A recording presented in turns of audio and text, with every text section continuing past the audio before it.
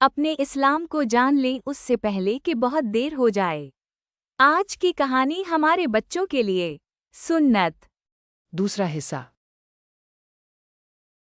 ایک دفعہ کا ذکر ہے کہ ایک بڑے شہر میں عبداللہ اور عبد الرحمن نام کے دو بھائی رہتے تھے۔ دونوں اسلام کے بارے میں جاننے کے خواہشمند تھے اور اپنے ایمان میں اضافہ کرنا چاہتے تھے۔ وہ اکثر اپنا وقت مختلف علماء کے اسلامی لیکچر سننے میں صرف کرتے تھے۔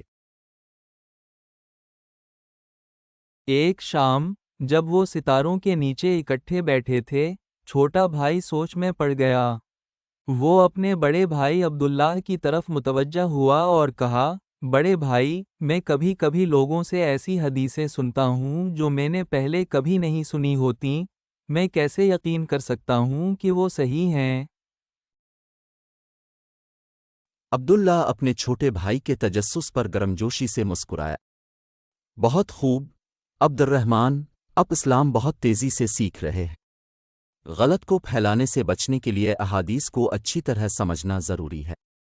یاد رکھیں، جو کوئی جان بوجھ کر غلط حدیث کہے گا یا پھیلائے گا وہ جہنم میں جائے گا۔ چھوٹے بھائی نے دریافت کیا کہ کیا آپ مجھے احادیث کی مزید وضاحت کر سکتے ہیں؟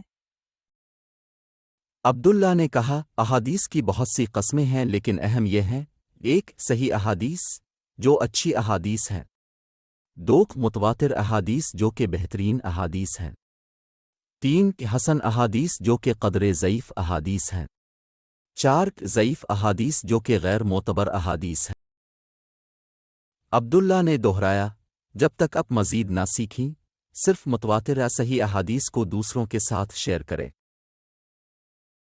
چھوٹے بھائی نے خوشی کے ساتھ کہا، آج میں نے آپ سے بہترین مشورہ حاصل کیا۔ اس مشورے سے عبد الرحمن کو اپنے اسلامی تعلیم کے سفر میں زیادہ اعتماد حاصل ہوا۔ اس نے سمجھ لیا کہ علم حاصل کرنے کے علاوہ اس کی تصدیق بھی اہم ہے، تاکہ آخری نبی کی تعلیمات کی حقیقت کو درستی سے محفوظ اور صحیح طریقے سے شیئر کیا جا سکے۔